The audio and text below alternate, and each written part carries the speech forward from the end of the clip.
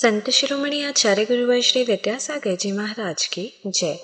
अर्हम योग प्रणेता पूज्य गुरुवर श्री प्रणम्य सागर जी महाराज की जय। ओम अर्हम नमः। स्वाध्याय प्रेमी बंधुओं, आप सभी का आचार्य उमा स्वामी द्वारा विरचित गागर में सागर भरने वाले अनोखे ग्रंथ श्री तत्वार्थ सूत्र ग्रंथराज जी के अष्टम अध्याय में स्वागत है। आवश्यक सूचना, श्री तत्वार्थ सूत्र जी के अध्याय 8 की मौखिक सूत्र पाठन परीक्षा 24 अगस्त 2024 से होना निश्चित की गई है। आज ही रजिस्टर करें go.arham.yoga/सूत्रपाठ 2 पर या QR कोड को स्कैन करें। रजिस्ट्रेशन की अंतिम तिथि 30 जून 2024 है। अब हम अपने अतिशय पुण्य फल से कर्मबंध विज्ञान अध्याय 8 के स्वाध्याय में कर्मबंध के बारे में जान सकेंगे। जो नए स्वाध्याय प्रेमी अब हमारे साथ जुड़ रहे हैं, वह पुराने स्वाध्याय के छूटने का विकल्प न करें। निश्चिंत भाव से स्वाध्याय करें। मुनिश्री की सरल सरसवाणी में उन्हें यह जटिल विषय भी बड़ी आसानी से समझ में आ जाएगा। स्वाध्याय प्रारंभ करने से पहले हम अध्याय 8 का सूत्र पाठ करते हैं ताकि हम इन्हें कंठस्थ कर सके। यदि आपने पिछले अध्यायों की मौखिक सूत्र पाठ परीक्षा नहीं दी है तो भी आपको यह पाठ अवश्य करना चाहिए और इन्हें कंठस्थ करने का प्रयास भी करना चाहिए। मोक्ष मार्गस्य नेतारं भेत्तारं कर्म भूव्रतां ज्ञातारं विश्वतत्त्वानां वन्दे तद्गुणलब्धये।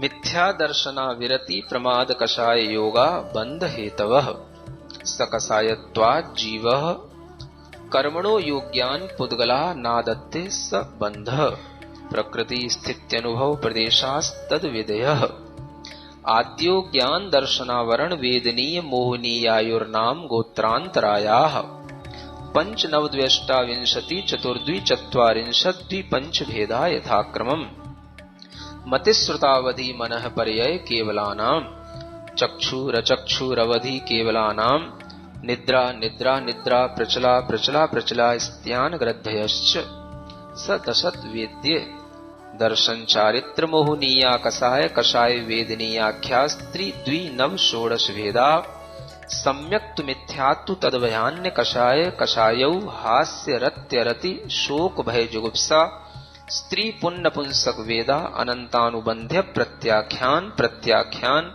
संजुलन विकल्पाश्चैकशः क्रोधमान माया लोभा नारक्तैर्यज्ञोन्मानुषदैवानि गतिजाति शरीरांगोपांग निर्माण बंधन संघात संस्थान सहनन स्पर्श रस गंधान गंध वर्णानुपूर्व्य गुरु लघुपघात परघाता तपोद्योतोच्छ्वास विहायोगते प्रत्येक शरीर त्रस्सुभग सुस्वर शुभ सूक्ष्म पर्याप्ति स्थिरादे यशः कीर्ति सेतराणि तीर्थकरत्वञ्च उच्चैर्नीचैश्च दानलाभ भोगोपभोग वीर्याणाम् आदितस्तिसृणामन्तरायस्य च 30 सागरोपम कोटि कोट्यः परा स्थितिः सप्ततिर्मोहनीयस्य 20 नाम गोत्रयोः 33 सागरोपमाण्यायुषः अपरा 12 मुहूर्ता वेदनीयस्य नाम गोत्रयोरष्टौ शेषाणा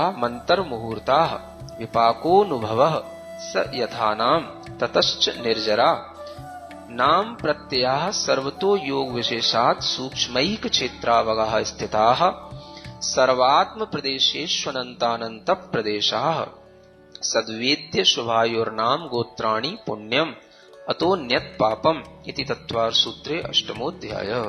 पूज्य मुनिश्री कहते हैं कि सिर्फ सूत्र के पाठन से ही हमारी विशुद्धि कई गुना बढ़ जाती है। विहायोगति नाम कर्म के वर्णन में हमने जाना कि इसके माध्यम से विहायस यानी आकाश में गति अर्थात गमन होता है। वस्तुतः पक्षियों का आकाश में उड़ना, सरीसृप जाति के जीवों का घसीटना और कदम उठाकर चलना भी इसी में आता है। हमारा एक एक स्टेप उठाकर चलना भी विहायोगति ही है, क्योंकि हम पृथ्वी पर जोर डालकर चलते तो आकाश में ही हैं। गति 2 प्रकार की होती है, शुभ या प्रशस्त और अशुभ या अप्रशस्त। प्रशस्त गति हमको अच्छी लगती है, उनकी चाल, स्टेप उठाने का ढंग बड़ा अच्छा लगता है, जैसे हाथी, हंस, घोड़े, मयूर या सिंह की चाल। अप्रशस्त गति हमको अच्छी नहीं लगती, जैसे ऊंट का उचक उचक कर चलना या कुत्ते, सियार, लोमड़ी की चाल। मनुष्यों में हमें अलग अलग गतियां दिखाई देती हैं, जिसे हम प्राणियों की गतियों से कंपेयर कर प्रशस्त या अप्रशस्त कहते हैं। हमने जाना शरीर की तरह ही चलने का ढंग या गति भी हमारे करने से नहीं होती, अपितु स्वभाव से होती है। हम टोकने से राइटिंग तो संभाल सकते हैं, पर इसे चेंज नहीं कर सकते, क्योंकि यह सीखने की चीज नहीं है। यह कर्मों के उदय से है। हमें न इससे बाधित होना है और ना इसको बाधा पहुंचानी है। थोड़ी देर के लिए हम बनावटी या स्टाइलिश चाल तो चल सकते हैं, जैसे स्टेज पर फेरे लेते समय या रैंप पर चलते समय, लेकिन अपनी नेचुरल स्पीड और स्टाइल को नहीं बदल सकते। हमें सभी नामकर्म का परिचय अच्छे ढंग से पकड़ में आता है, क्योंकि ये सब चीजें शरीर में घटित होती रहती हैं। प्रत्येक शरीर नामकर्म के कारण से एक ही जीव उस शरीर का स्वामी होता है। सूत्र में यहाँ से सेत्राणी, स इतर यानी इसके उल्टे भी साथ में लेना ऐसा भाव आता है। साधारण शरीर प्रत्येक शरीर का जस्ट ऑपोजिट होता है। इसमें एक शरीर में अनेक जीव रहते हैं, उसके स्वामी होते हैं। यह निगोद शरीर की स्थिति है। यहाँ एक के जन्म लेने से अनंतों का जन्म होता है। एक के लिए आहार होने से अनंतों का आहार होता है। एक के श्वास चलने से अनंतों की श्वास चलती है, और एक का शरीर का घात होने पर सबके शरीर का घात होता है। यह सिर्फ एक इंद्रिय वनस्पति कायिक जीवों के एक भेद में होता है। अन्य सभी जीव प्रत्येक शरीर वाले होते हैं, अर्थात वे अपने शरीर का आभास करते हैं, उसमें जीते हैं और शरीर का घात होने पर मर जाते हैं।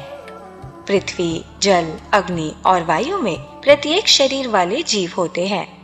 वनस्पति कायिक में दोनों तरीके के जीव होते हैं, साधारण शरीर वाली साधारण वनस्पति और प्रत्येक शरीर वाली प्रत्येक वनस्पति। साधारण वनस्पति को अनंत कायिक भी कहते हैं, क्योंकि इसमें अनंत निगोद राशि होती है। प्रत्येक वनस्पति में जीव अपने एक शरीर का स्वामी होता है। इसमें अपेक्षाकृत कम जीव राशि होती है। रस नाम कर्म के उदय से जीव दो इंद्रिय आदि पर्यायों को प्राप्त करता है और इसके शरीर में रक्त, मांस, चर्म आदि बनने लग जाते हैं। इसके विपरीत स्थावर नाम कर्म के उदय से जीव एक इंद्रिय पृथ्वी, जल, अग्नि, वायु और वनस्पति पर्याय प्राप्त करता है। इसके शरीर में रक्त, मांस इत्यादि नहीं होता। त्रस नाम कर्म को शुभ और स्थावर नाम कर्म को अशुभ माना जाता है। तो आइए अब चलते हैं कर्म बंध विज्ञान की कक्षा की ओर। मोक्ष मार्गस्य नेतारं भेत्तारं कर्म भूव्रतां ज्ञातारं विश्वतत्त्वानां वन्दे तद्गुणलब्धये। देवादिदेव आदिम तीर्थंकर श्री ऋषभनाथ भगवान की, वर्तमान शासन नायक श्री वर्धमान महावीर भगवान की, परम पूज्य आचार्य गुरुवर श्री विद्यासागर जी महाराज जी की। तत्व सूत्र ग्रंथराज में अष्टम अध्याय के माध्यम से 4 प्रकार के बंधों का प्रकरण चल रहा है।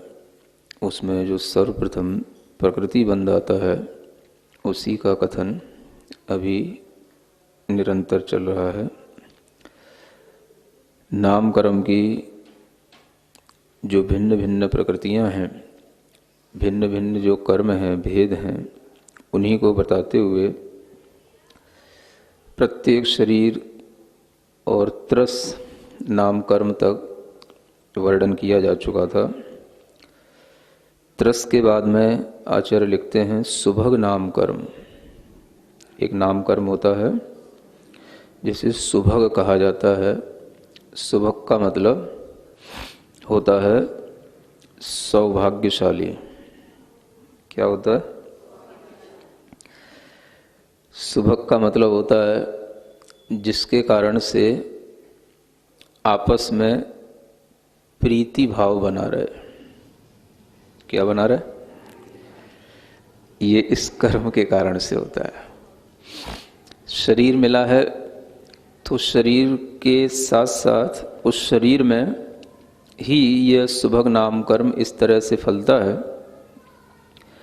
कि इस कर्म के उदय के होने पर ही कोई भी दूसरा व्यक्ति जो उसको देखेगा तो उसके अंदर भी उसके प्रति एक प्रीति भाव उत्पन्न हो जाएगा।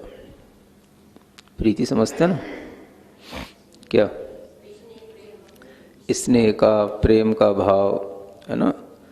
ये सुभग नाम कर्म के कारण से होता है। व्यक्ति का रूप कैसा भी हो उससे प्रयोजन नहीं है। अगर सुभग नाम कर्म का उदय है तो कैसा भी रूप हो वह लोगों के लिए अच्छा लगेगा। कई बार आप देखते हैं बहुत सुंदर अच्छे लोग भी होते हैं तो भी लोगों के दूसरे के लिए प्रीति उत्पन्न करने वाले नहीं होते हैं, और कई लोग सुंदर नहीं भी होते हैं तो भी दूसरों के लिए प्रीति उत्पन्न करने वाले होते हैं। तो यह जो फल है यह इसी सुभग नाम कर्म का फल कहा जाता है, जिसके कारण से कोई रूप आदि विशेष आकर्षण वाले कोई गुण न हो तो भी उस जीव की प्रीति दूसरे लोगों के लिए हो जाए तो वह सुभग नाम कर्म कहलाता है। और इसी का विपरीत होता है तो वो कहलाता है दुर्भग नाम कर्म। इन सभी कर्मों को अपनी विपरीतता के साथ भी जानना है। तो दुर्भग नाम कर्म के उदय के कारण से जीव सुंदर भी हो तो भी उसके लिए दूसरे लोगों के अंदर एक प्रीति का भाव पैदा नहीं होता, तो ये दुर्भग नाम कर्म होता है। ये सुभग तो शुभ है और दुर्भग जो है वो अशुभ है। तो ये सब नाम कर्म भी हैं, और जिसे आप कहते हैं कि ये जीव का पुण्य है, पुण्य के कारण से ये सभी के लिए अच्छा लगता है, तो वह जो पुण्य भी होता है वह भी इसी कर्मों के माध्यम से फलता है। पुण्य कोई अलग से चीज़ नहीं है। अगर इस तरह से शुभ प्रकृतियों का फल मिल रहा है तो वही पुण्य का फल कहलाता है। तो यह जो सुभग और दुर्भग है इसे बहुत अच्छे ढंग से आप अपने अनुभव में ला सकते हैं, और यह अनुभव खास तौर से उन लोगों के लिए भी होता है जो एक दंपति का जीवन जीते हैं, दाम्पत्य जीवन जीते हैं पति पत्नी के रूप में। तो उनके लिए भी यह अनुभव में आ सकता है कि सब कुछ अच्छा होते हुए भी कई बार प्रीति नहीं होती है दो लोगों के बीच में। तो वह प्रीति नहीं होने का कारण भी यही कर्म का उदय समझना चाहिए। कौन सा कर्म? दुर्भग। और प्रीति उत्पन्न हो तो सुभग। तो यह जो दंपति के बीच में चलता है, कहीं पर वह प्रीति दिखाई देती है, कहीं पर प्रीति दिखाई नहीं देती, उसमें भी बहुत बड़ा कारण ये कर्म का उदय रहता है। तो ये सुभग नाम कर्म के कारण से व्यक्ति कैसा भी होगा तो वह दूसरों के लिए प्रीति उत्पन्न करेगा, और दुर्भग नाम कर्म के कारण से व्यक्ति कैसा भी होगा, अच्छा भी होगा, तो भी वह दूसरे के लिए प्रीति उत्पन्न नहीं करेगा।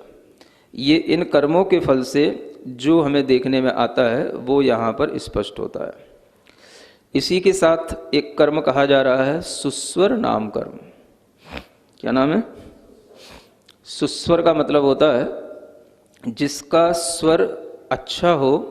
स्वर का मतलब जिसकी आवाज़ कंठ में मधुरता हो उसको बोलते हैं सुस्वर, और जो इसके विपरीत हो उसको बोलते हैं दुस्वर। तो ये भी एक तरह से पुण्य और पाप प्रकृतियों में आते हैं। जो पुण्य प्रकृतियां आगे गिनाई जाएंगी तो उन पुण्य प्रकृतियों में सुस्वर नाम कर्म आता है और पाप प्रकृतियों में दुस्वर नाम कर्म आता है। तो ये भी एक ऐसा कर्म है जिसके माध्यम से दूसरे लोग आपकी आवाज़ को, आपकी बोली को सुनकर के आपको क्या कहें, अच्छा कहें, अच्छा समझें, आपको एप्रिसिएट करें और वंस मोर भी कहें। ये किससे होता है? सुस्वर से होता है। मतलब ये नहीं होता कि आप क्या बोल रहे हैं, देखने वाले सुनने वाले के लिए ये भी महत्वपूर्ण होता है कि वो कैसा सुनने में आ रहा है। कई बार ऐसा भी होता है कि तत्व का ज्ञान तो बहुत लोगों के पास होता है, या कोई भी उपदेश आदि की कला बहुत लोगों के पास होती है, लेकिन उनके पास में अगर सुस्वर नाम कर्म का उदय नहीं होता तो लोग उनको सुनना नहीं चाहते।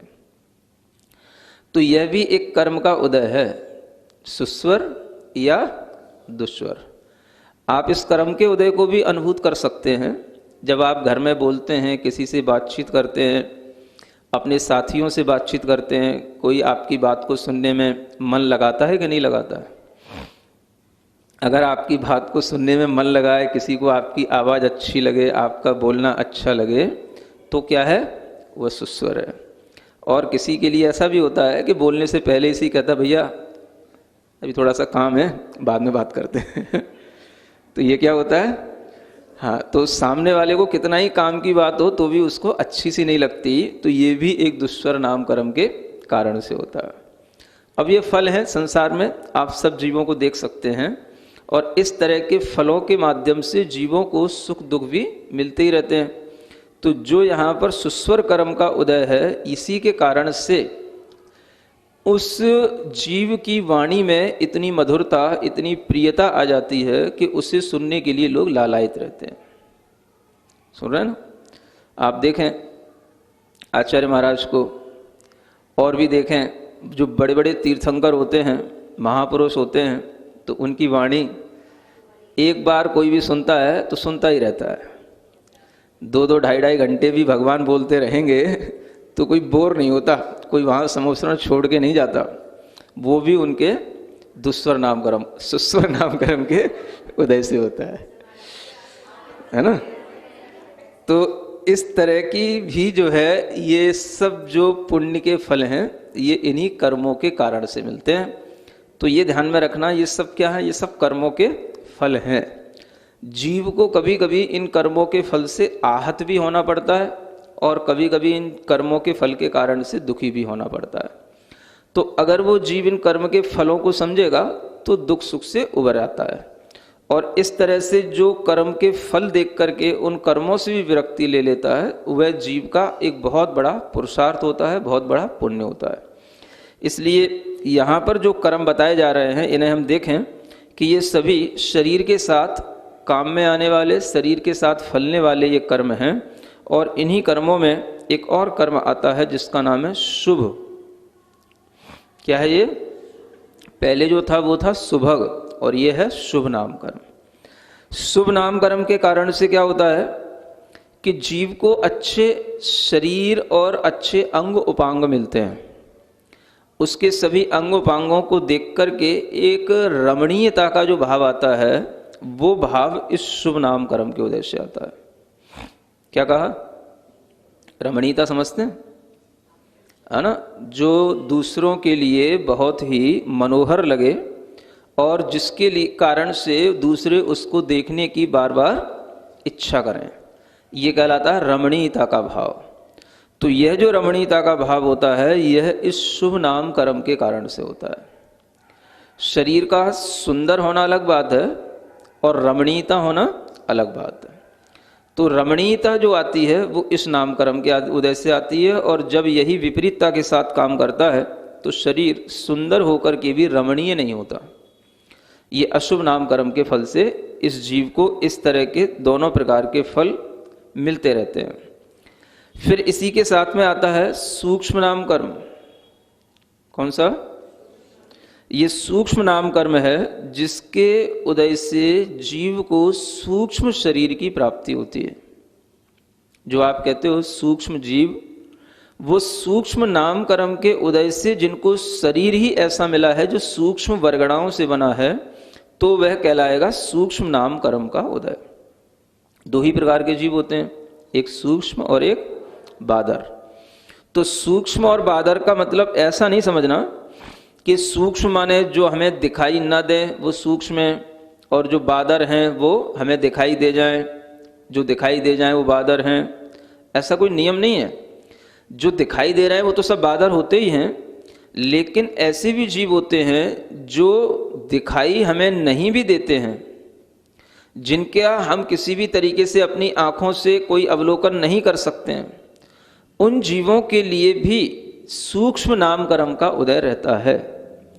देखने से प्रयोजन नहीं है और ना ही उनकी अवगाहना से प्रयोजन होता है कि जैसे सूक्ष्म होंगे तो बहुत छोटी अवगाहना होगी, बादर होंगी तो बहुत बड़ी होगी। सिद्धांत शास्त्रों का जब अध्ययन करते हैं तो पता पड़ता है कि सूक्ष्म जीवों की अवगाहना बादर जीवों से अधिक भी होती है, बड़ी भी होती है, तो भी वो सूक्ष्म जीव अपने सूक्ष्म शरीर नाम कर्म के उदय के कारण से किसी के लिए न बाधित होते हैं न बाधा पहुंचाते हैं। तो यह जो एक परिभाषा है सूक्ष्म की और बादर की, वो ध्यान में रखना चाहिए कि सूक्ष्म नाम कर्म के उदय से जो सूक्ष्म शरीर को प्राप्त हुए हैं, ऐसे जो सूक्ष्म जीव हैं उनका शरीर कैसा होता है? उनका शरीर किसी से बाधित नहीं होता और न वो किसी को बाधा पहुंचाते हैं। यानी आप उनका घात नहीं कर सकते और वो भी आपके लिए कोई घात नहीं पहुंचा सकते। किसी भी प्रकार के जो जीव हैं जिनसे हमारा घात हो रहा है या हम उनको घात कर सकते हैं, वो सभी जीव कौन से होते हैं? तो वो सभी बादर होते हैं, सूक्ष्म नहीं होते हैं।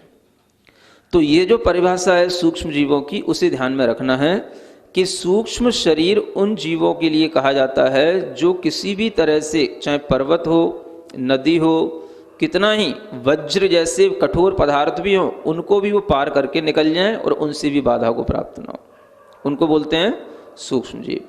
और वो भी किसी दूसरे के द्वारा मारे नहीं जा सकते हैं।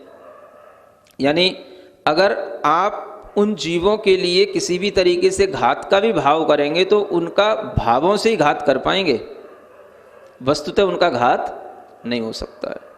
घात जो होता है वो बादर जीवों का, बादर जीवों के माध्यम से ही होता है। तो यही जो परिभाषा है सूक्ष्म और बादर की, इसी को ध्यान में रखना चाहिए। न कि ये कि कोई हमें जीव दिख रहे हैं कि नहीं दिख रहे हैं। कभी कभी ऐसे भी बहुत से जीव होते हैं जो दिखते नहीं हैं, लेकिन वह बादर जीवों के रूप में होते हैं और अपनी बड़ी बड़ी अवगाहना लिए हुए होते हैं और बड़ी इंद्री वाले भी होते हैं, लेकिन वो हमारे ग्रहण करने में नहीं आते और वो घात को प्राप्त होते रहते हैं। ऐसे अनेक जीव होते हैं। सम्मूर्छन जीव भी होते हैं। शरीर में भी उत्पन्न होने वाले अनेक प्रकार के अपर्याप्तक जीव भी होते हैं।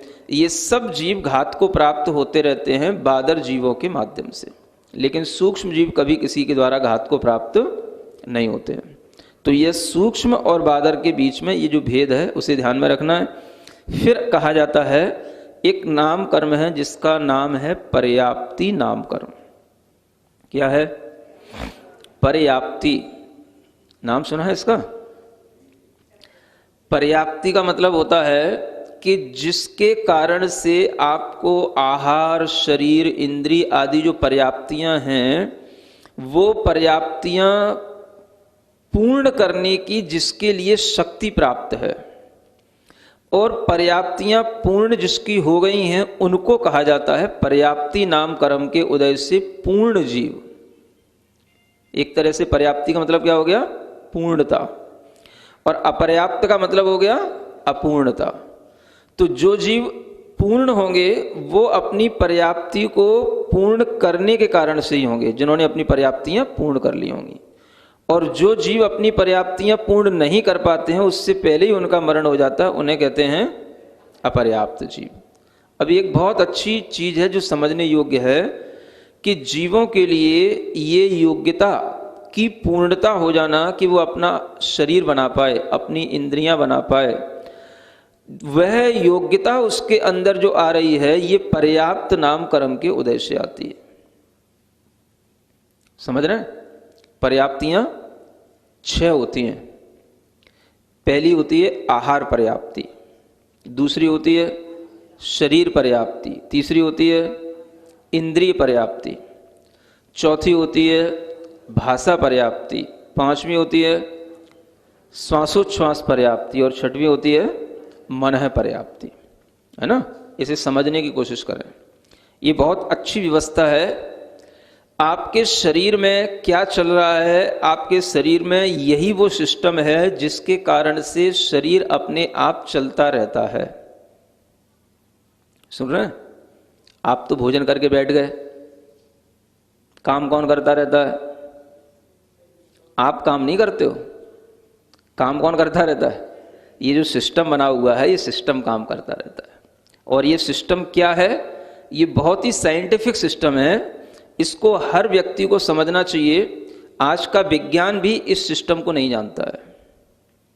ये तो जानता है कि चीज़ें हम जो भोजन के रूप में आहार नाल से हमारे जठर में तक पहुंचती हैं, फिर वो किस तरीके से डिवाइड होती हैं, किस तरीके से वो आपस में मिलती हैं, कैसे उनका एक तरीके से चेंज होता है, वह सब तो जानता है। लेकिन ये होता किस कारण से, ये विज्ञान नहीं जानता है।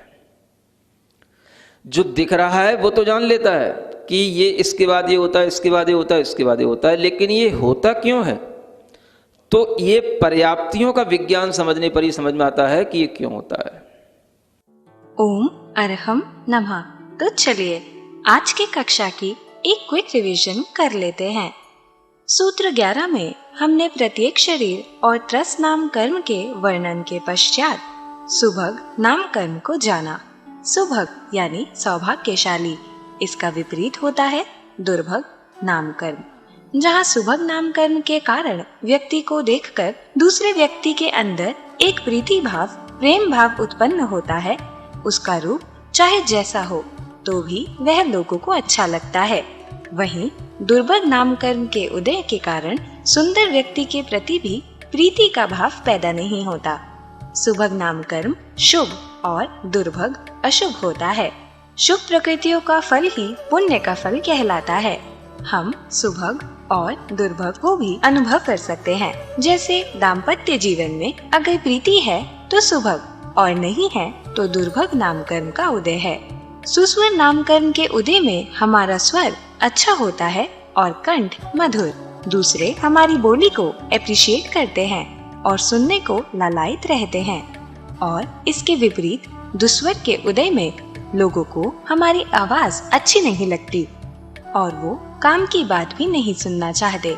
हम इसका अनुभव घर में साथियों से बातचीत आदि में भी कर सकते हैं। सुस्वर नाम कर्म पुण्य और दुस्वर नाम कर्म पाप प्रकृति में आता है। बहुत लोगों के पास तत्व ज्ञान, उपदेश की कला आदि तो होती है, लेकिन सुस्वर नाम कर्म के अभाव में लोग उनको सुनना नहीं चाहते। समशरण में भगवान की या आचार्य महाराज की वाणी एक बार कोई सुन लेता है तो सुनता ही रहता है। यह उनके सुस्वर नाम कर्म के उदय का फल है।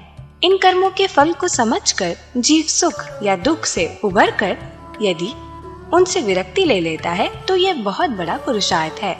हमने जाना कि शरीर सुंदर होना और रमणीय होना अलग अलग बात है। रमणीय में वह दूसरों को मनोहर लगता है और वे उसे बार बार देखने की इच्छा करते हैं। शुभ नाम कर्म के उदय में जीव को अच्छे और रमणीय शरीर और अंगोपांग मिलते हैं। इसके विपरीत अशुभ नाम कर्म के कारण सुंदर शरीर भी रमणीय नहीं लगता।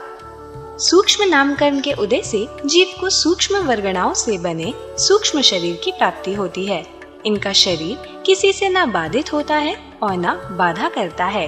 ये वज्र आदि कठोर पत्थरों से भी पार निकल जाते हैं। न इनका कोई घात कर सकता है और न ये किसी का घात कर सकते हैं। घात करने वाले या घात होने वाले जीव बादर ही होते हैं। हमें ऐसा नहीं समझना चाहिए कि सूक्ष्म जीव हमें दिखाई नहीं देते और बादर जीव दिखाई देते हैं। सूक्ष्म जीवों की अवगाहना बहुत छोटी होती है और बादर जीवों की बहुत बड़ी। सिद्धांततः सूक्ष्म जीवों की अवगाहना बादर जीवों से भी अधिक हो सकती है, पर वे घात को प्राप्त नहीं होते। और बड़ी बड़ी अवगाहना वाले बहुत से बादर जीव होते हैं जिन्हें हम ग्रहण नहीं कर पाते, वे भी घात को प्राप्त होते रहते हैं। वहीं सम्मोचन अनेक प्रकार के अपर्याप्त बादर जीव भी घात को प्राप्त होते रहते हैं। हमें पर्याप्तियों के विज्ञान को समझना चाहिए। पर्याप्तियां 6 होती हैं: आहार, शरीर, इंद्रिय, भाषा, श्वासोच्छ्वास और मना पर्याप्ति। पर्याप्त या पूर्ण जीवों की पर्याप्तियाँ पूर्ण हो जाती हैं। अपर्याप्त जीवों का मरण पर्याप्तियाँ पूर्ण होने से पहले ही हो जाता है। पर्याप्ति नामकरण के कारण जीव के अंदर पर्याप्तियाँ पूर्ण करने की शक्ति प्राप्त होती है, जिससे वे अपना शरीर, इंद्रिय आदि बना पाए।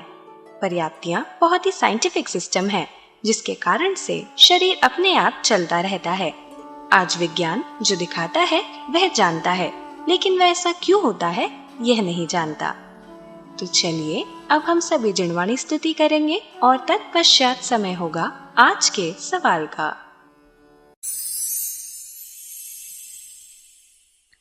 श्री जिणवाणी जग कल्याणी जग जन मदतम मोहरी जणमण हारी गढ़हर हारी जम जरा भव रोग हरि तिथ्य राणम दिव्य झुणिम जो पड़ई सुणई मय्ये धारई राणम सौख मणंतम धैर्य सासद मोक्ष पदम पावई सासद मोक्ष पदम पावई।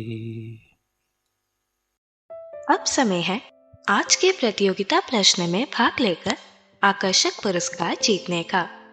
आप अपने फोन को QR कोड स्कैन करने के लिए तैयार रखें या दिए गए लिंक पे जाएं। आप अपना उत्तर चुनकर हमें कल शाम 5 बजे तक भेज सकते हैं। 3 भाग्यशाली विजेताओं को मिलेंगे आकर्षक पुरस्कार। विजेताओं का नाम इसी कार्यक्रम में हर रविवार को घोषित किया जाएगा। साथ ही सभी प्रश्नों के सही उत्तर भी बताए जाएंगे। आज का सवाल है, पर्याप्तियाँ कितनी होती हैं? 5, 6, 7, 8। अध्याय 8 की कक्षा 36 के आज के सवाल का सही उत्तर है अप्रशस्त विहायोगति। अगर आप किसी कारणवश कोड को स्कैन ना कर पाए हों तो आप क्लास की वेबसाइट पर जाकर भी उन्हें अटेम्प्ट कर सकते हैं। इस लिंक पर जाएं या QR कोड को स्कैन करें।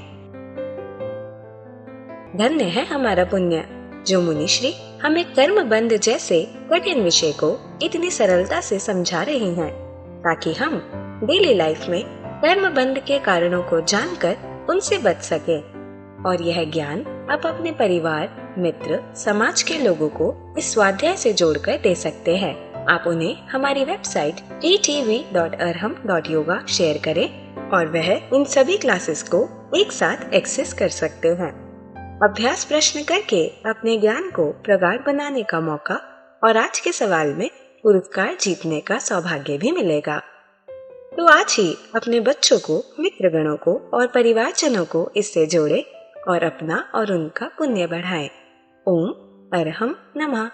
सर्वज्ञता के अंदर जो दिखाई दे रहा है उसका भी विश्वास करना है, लेकिन इसका मतलब ये कभी नहीं कहा गया कि सर्वज्ञ भगवान ने कह दिया बेटा सब कुछ निश्चित है, काल लब्धि से तेरा मोक्ष होगा, काल लब्धि से निर्जरा होगी, काल लब्धि से सम्यक दर्शन होगा, काल लब्धि आने पर वैराग्य होगा।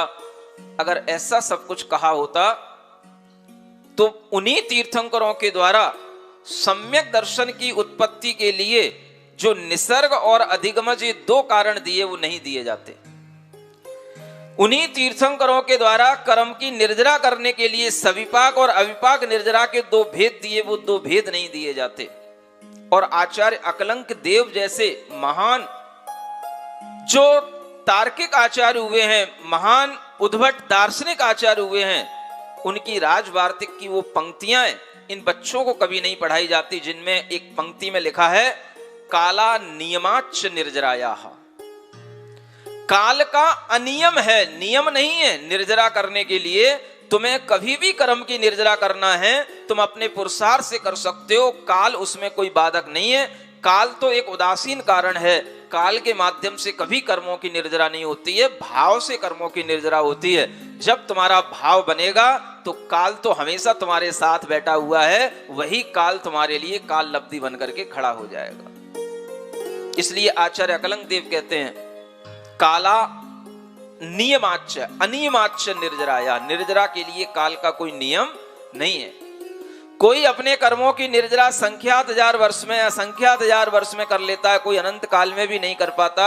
अगर काल ही नियामक होता निर्जरा करने का, तो अनादि काल तो सबका, अगर हम बैक में काल देखें, टाइम बैक का देखें, तो सबका एक समान है, क्योंकि इसका कोई हमेशा ओरिजिन पॉइंट तो है नहीं है कि भाई यहां से ये चीज शुरू हुई है। सबका अनादि काल एक जैसा है। अब काल से ही निर्जरा होती, काल से ही मोक्ष होता, तो जब दूसरों का मोक्ष हुआ तो सबका उस समय पर हो चुका होता। क्योंकि जिनका कोई भी काल आगे पीछे का नहीं है और प्रारंभ भी नहीं है, तो उस काल में जो सभी अनंत जीव आते चले जा रहे हैं, तो अनंत जीवों में कुछ जीव तो अनंत काल पहले मोक्ष हो गए, कुछ यहां से देखें तो असंख्यात वर्ष पहले मोक्ष हो गए, कुछ देखें तो अभी संख्यात हजार वर्ष पहले मोक्ष गए हैं, लेकिन अभी भी अनंत जीव हैं जो अनंत काल में मोक्ष जाएंगे। तो वह काल से ही निर्जरा होनी होती, तो वह निर्जरा उनके साथ ही सबकी एक साथ हो जाती, सबको एक साथ मोक्ष जाने का प्रसंग आ जाता। ये काल से निर्जरा कब से होने लग गई? काल लब्धि के माध्यम से तप करके अविपाक निर्जरा अपने आप होने लग जाना, यह कहना भी अपने आप में गलत चीज है। इसलिए हमेशा समझ के चलना चाहिए कि सर्वज्ञ भगवान ने किसी भी लाइन में, किसी भी अनुयोग में ये नहीं कहा कि क्रमबद्ध पर्याय होती हैं।